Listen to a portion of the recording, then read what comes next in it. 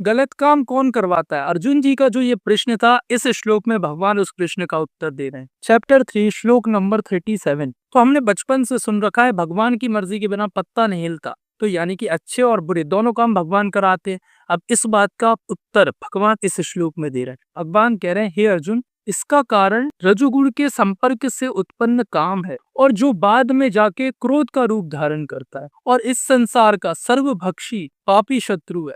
आसान भाषा में समझते हैं। देखो, भगवान कह रहे हैं कि ये जो भी गलत हो रहा है इस दुनिया में, ये रजोगुण के कारण हो रहा है। रजोगुण से क्या काम आता है? इच्छाएं आती हैं और इच्छा से क्या होता है? क्रोध आता है, गुस्सा आता है और इसकी वजह से इंसान गलत काम करता है। मतलब भगवान ये कह रहे हैं कि ये जितने भी गलत काम हो रहे हैं ना, ये होते हैं इंसान की इच्छा से। मतलब जो इंसान की इच्छाएं आती हैं, जो उसकी कामनाएं आती हैं उसके मन में, उससे फिर क्रोध आता है, उसकी वजह से ये सारे आदमी गलत काम करता है।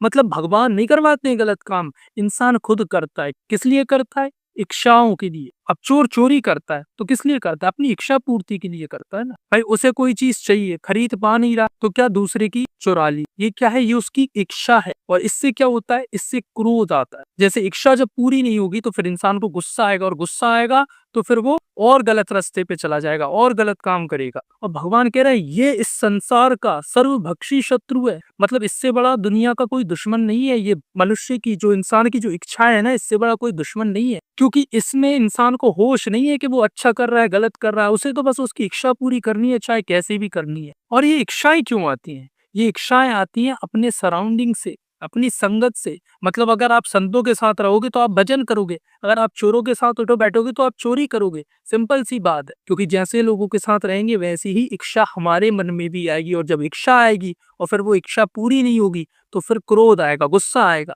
और फिर गुस्सा आएगा तो इंसान पाप करता है, फिर वो गलत काम करता है, फिर वो वहीं आगे बढ़ता चला जाता है।